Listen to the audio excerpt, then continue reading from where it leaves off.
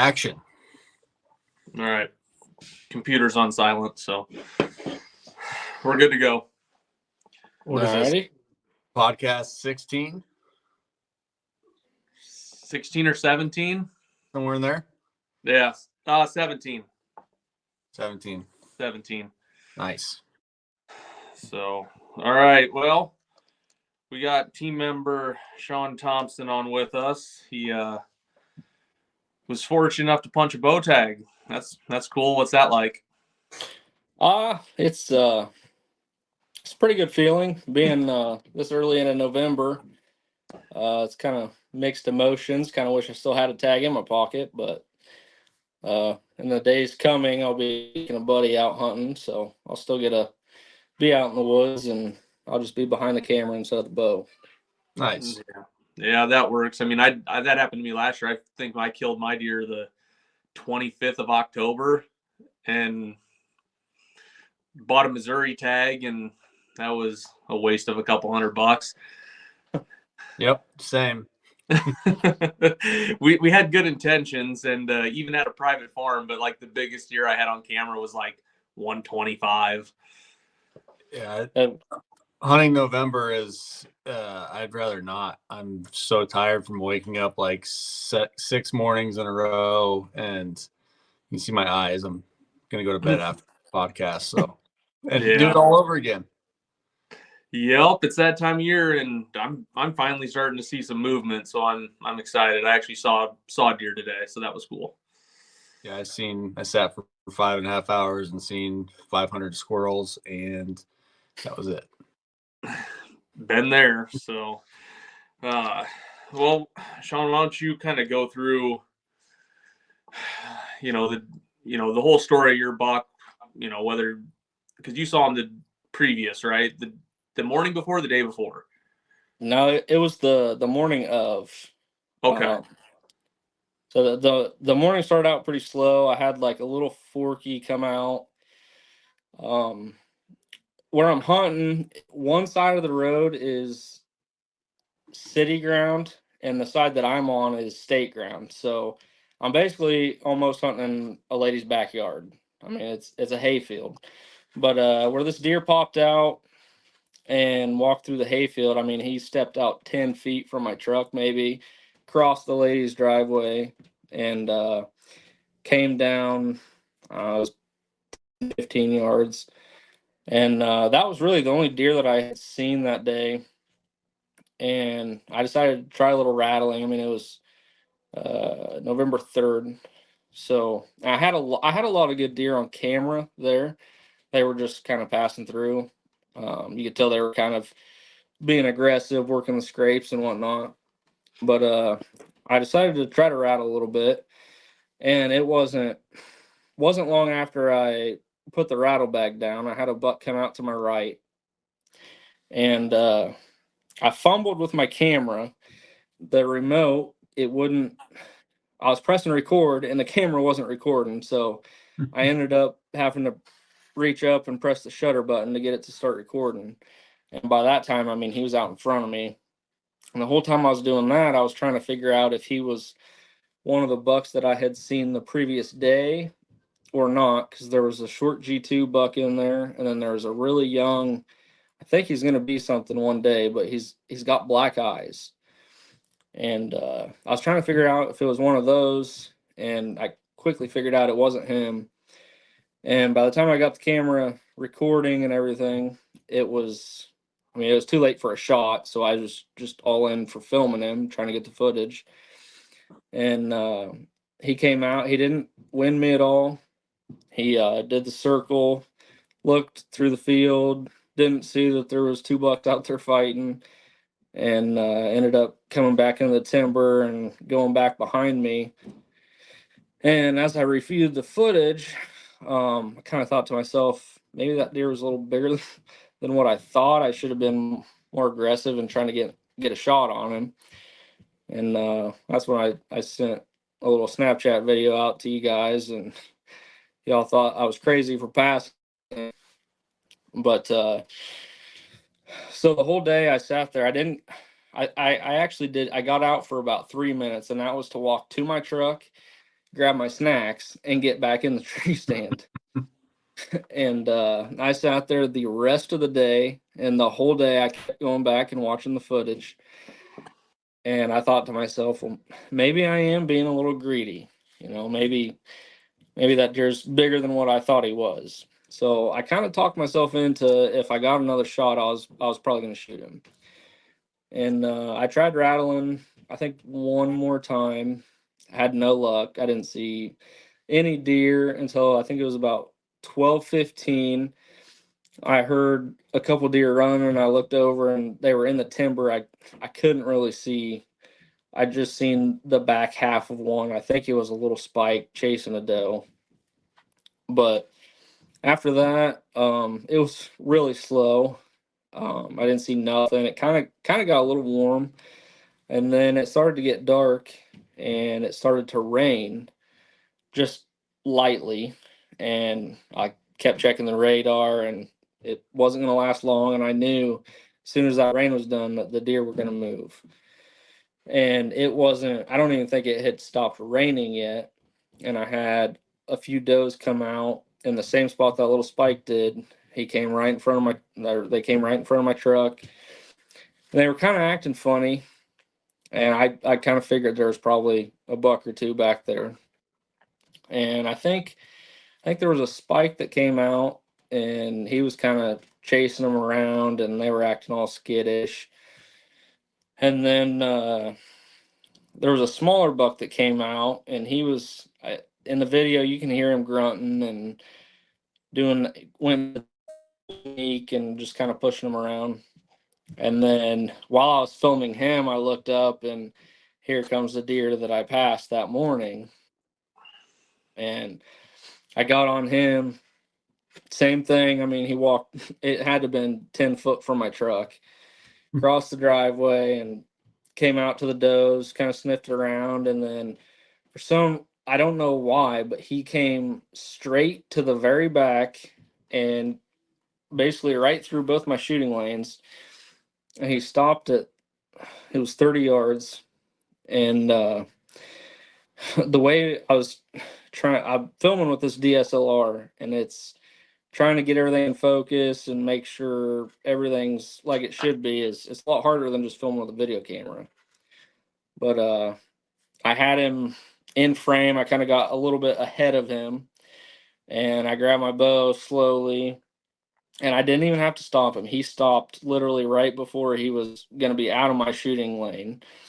And I kind of slid the camera over a little bit, made sure he was in frame, drew back. I probably rushed the shot a little bit, but my safety harness also kind of had me in a bind. How it was, I mean, it was really pulling on me, and my first shot went right underneath him, and it was way far back. I'm glad it didn't hit him, because it wouldn't have been good.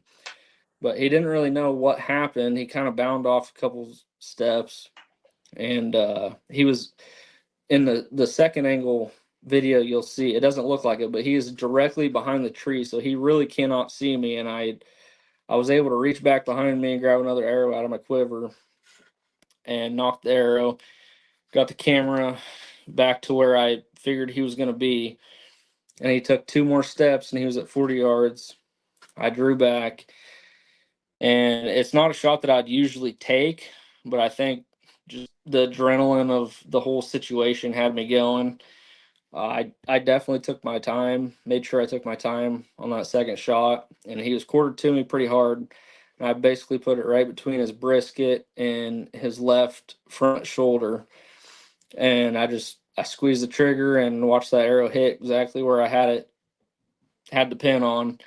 And he almost hit the ground right there as soon as he got hit. And he took off running up over the hill.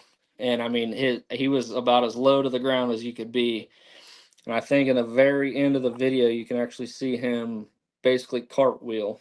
And I mean, he didn't make it 50 yards. I was shooting that beast broadhead. So yeah, that's pretty. Yeah. Greg's a fan.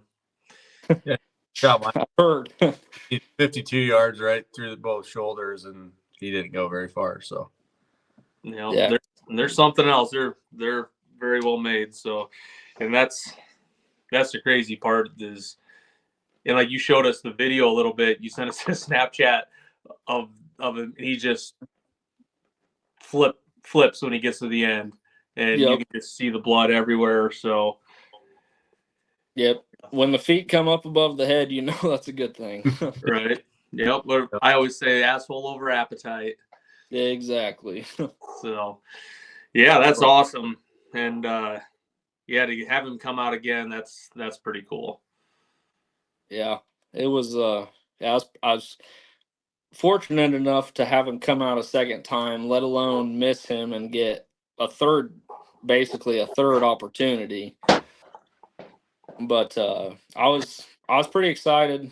I think in the video, I think I told my wife and told her about it, sent a Snapchat of it, and then when I got down, I went and grabbed my first arrow, and then went to where he was standing when I shot the second arrow. And I mean, just looking up, it was just a red carpet. I mean, in the video, I knew he was dead right over the hill. So still filming, I grabbed my stuff. I went straight back to the truck, which halfway back to the truck, I could see him laying there. I think I took another video. Yeah, I think I remember the Snapchats of the blood trail is pretty cool. Yeah. I went back to the truck and got my tripod and got my camera on the tripod and the second angle camera and walked up on him. And I'll be honest, at first I was a little bit disappointed. And I mean, in the video he looks like a 160-inch deer, but in person he wasn't that big. But I was still happy. Yeah, I had my tag punched and everything was on video. But the crazy part was, I mean, I think he looked bigger because I think he had a small body. But later on, after I got him to the taxidermist, we realized he had no front teeth. And part of his lip was like grown. It was almost like he had a hair lip or something, but he had like no front teeth. It was kind of crazy. I don't know if maybe that had something to do with him having such a small body, but I mean, there was definitely ground shrinkage, but nothing I explain. You also shot a 200-inch deer last year. Yeah. that I did, and that was a part of the reason why I thought maybe I was being a little greedy at first. The first time when I just filmed him, and I thought maybe I was being a little greedy, and he was bigger than what I thought, but I mean, still he had great mass. I mean, really good mass. I would be surprised if he was younger than 5.5. I mean, with not having any front teeth, I mean that's crazy. I don't know that I've ever. I know Dylan, the taxidermist, he said he'd never seen anything like that before. So, yeah, I can't remember any deer that I've ever seen that like just did so they were gone or didn't grow or. I think there might have been like half of one left. I don't know if he. I think I sent you the picture. Yeah, but it was crazy. I mean, it looked like they might have been there at one time, but I don't know if he. I don't know. It's broke them out or something like that, and that's kind of unique to say the least. When they age, I know Dylan's taking the front teeth off the last couple of deer I've shot just to send them in to get aged. So they take the two, like he takes both teeth and sends them in. You won't be able to age your deer then. Yeah, that's. I asked him. I said, can you keep the bottom jaw so I can send it in? He goes, oh, I got a guy that I sent him to, and I was like, okay, well, let's do that. And that was when we knelt down. Was like, well, shit, he ain't got no front teeth. So, but yeah, the crazy part about that was, so I told you, one side of the road's county, one side of the road's city. I got a good buddy that hunts the city side of that road. And I think it was like 2 days prior to when I killed this deer. He killed a deer that literally looked identical to the one I killed, but just he was a little bit smaller. He had a little bit more tine length, but he didn't have the mass.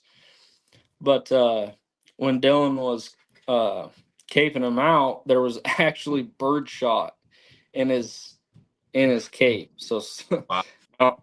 I don't know if it was some old grumpy guy. The deer was in his garden and he decided to pop it with birdshot or what. But I thought that was pretty crazy.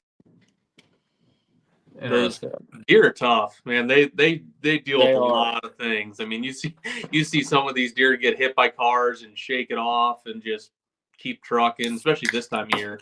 And that's how I gauge the rut, is when you start seeing all the deer piling up on the side of the road. And I'll say, in the last 2 days, I have seen the numbers double. So I think their stuff's starting to crack pretty good. I mean, I think the big bucks or mature deer are already locked down on their first or second doe, and the other ones are just starting to move, and they're going to start harassing the does, and should be good. Hopefully, get one killed before it warms up again. Yeah, they're definitely moving. I mean, I was talking to you on the phone today and to slam on the brakes on the gravel road. Otherwise, I would have hit one. So they're the cameras are starting to heat up with kind of random deer figurines running through. So it's hard to see what's on there. It's just flashes of brown, and it's interesting watching those cameras. And I gauged where I hunted this morning off of those kind of pictures, and I seen 20 deer in one spike. So I've seen quite a few deer this morning, but none tonight. Yeah, and that's kind of what I couldn't hunt this morning, and my Mongo number one walked in front of 13 different cell cameras, 3 stands, and posed for the prettiest picture I've ever taken on a trail camera. And hopefully I kill the deer and throw it out there, but otherwise I'll post it later if I don't kill him. I really hope you do, because that's a special. That's impressive. Yeah, he's a big deer. He's they don't make them like that very often, and he's super clean and very symmetrical. So it'll be interesting, but that's once in a lifetime typical. Yeah, and the crazy thing is, I don't think he's that old. I think he's 4. I honestly think he's 4. He's no older than 5. And yeah, I have to lean towards 4. But so is he a new buck, or do you have history with him? I had pictures of him last year. Okay. And he was like the most racehorse looking body. Just, I mean, his stomach literally goes up last year, and now he's starting to square off, and you're like, and the good picture I got of him, like farther away, the first picture I got of him this morning, you can see it. And if you take his rack off, you're like, that's a 3-year-old deer. But he's got, 12, 13, 14-inch twos, makes him look, so who knows? I mean, he could be smaller than I think he is, but I don't think so. I don't think so either. Shoot him and get him aged. Yeah. And I don't, and that's one of those deer I don't care. Like last year, I told myself if I saw him, I was going to pass him last year. And he was probably in the upper 60s last year. And I said, it'll be the biggest deer I ever passed, but I was not going to shoot him because I really, really thought he was 3 years old. And he makes 1 more year, and who knows what he might turn, what he is this year. I have an idea, but until you get him on the ground, you don't know for sure. And that's my plan the next couple of days, is to try to do that. Yeah, that would be nice. So yeah, that's kind of my plan. I don't know. I'm gonna go. I had the similar plan for my main farm where I killed the big one last year. I know I've sent the pictures to you guys and asked your opinions, but I had pictures of him last year, and he was every bit of 150 last year, but I think he was only 3.5. and he showed up this year. I've only got a handful of pictures of him, but he threw some weird stuff. He's got 6 brow tines, and it's not the one that I found the sheds to, because it's 2 counties away. But his right side kind of grew like straight out, and he didn't have the tine length. But I recently found out that farm is currently up for auction. So the chance that I get to hunt that next year is gonna be very slim. The landowner's told me that he's gonna try to do everything he can to hopefully continue to get me to continue to hunt that property, but I mean, it just depends on who buys it, I guess. But I have the rest of this season to hunt it, and it'll be a hard pass come late season, but Don't pass them, shoot them. Don't pass them. If you're never going to hunt the farm again, I mean, it's not like you're shooting something that you don't want to shoot. I mean, he's big enough that you want to shoot him. If you may shoot him. Yeah, I absolutely would shoot him just because the history. I mean, I didn't find his sheds. At January 11th last year, I started dumping the feed, trying to keep all them deer there, because there was a couple deer that I wanted their sheds, because I knew I was gonna be able to get history with, which, well, I thought, but stuff comes up, and I got one of the sheds, but not from that particular deer. But yeah, it's if I get the chance, it's going to be a hard pass. And like I said, not knowing if I'm going to be able to hunt that farm again next year. I mean, he's minimum 4.5 this year. Right. But he's the handful of pictures that I do have. I mean, it's pretty impressive. I do know that if he did have 1, possibly 2 more years, I mean, he'd be up there. I just have that feeling. Right. Makes you feel any better if the 4.5-year-old that I got pictures of, if he comes by, he's in trouble. So I know where he's at right now, and he's in a place where you can't hunt. So if he stays there, he'll be, crosses the river, he's a different story. Yep. It's hopefully we can get these last tags punched and chill till late season, and then hopefully freeze my butt off in 10-degree weather and a foot of snow. That'd be okay with that. Yeah, and a hawk blind with a heater. Yep. Roughing it. Yep. So, all right. Well, I'm gonna try to download this and edit it right now before I go to bed. So I got to get my Ozonics charged up and all my GoPros and all my stuff in my truck in here, so when I put it on in the morning, it's warm. Yeah, all my stuff is it's charging right now, so I'm pretty ready to go. So I don't know how you do it, Jesse. Driving down south every day, like I drove 45 minutes to my in-laws 2 days in a row. It's like, holy cow! Like, you do this. I gotta get up at 4 o'clock. Like, come on. 4 o'clock. That's why I get 2 thermoses full of coffee and eat 4 donuts for the sugar. Stay awake. That's why. Okay. Yeah, if you get the donuts and coffee, it works. So, but yeah, well, Sean, congrats. I'll need to download all the footage and make the hunt, and hopefully get that out a few days after this airs. And I think it's going to get warm the first part of the week, and I may take a hunt or 2 off and start throwing that together. And Greg, you filled your landowner's tag a couple days ago, so yeah, congrats on that. Thank you. I need to get you that footage ASAP. Yeah, get that knocked out. And then Brad killed a tank of an 8-point in Illinois, right? Mm-hmm.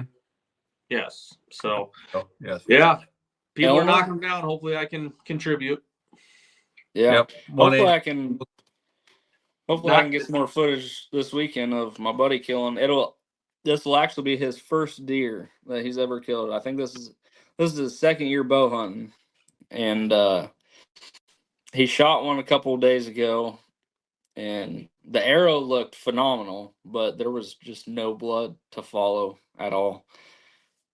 And I think he had him show back up on camera, but it might not be the biggest deer, but it's his first deer, so I told him I'm tagged out, so I was gonna take him to some of my spots and see what we can do. So Nice. Well, good luck. There you go. Awesome. Well, alrighty. Sounds good, guys. Thanks again. Fellas. Good luck, Greg. See ya. See you on Snapchat. Good luck to you too. Shoot straight.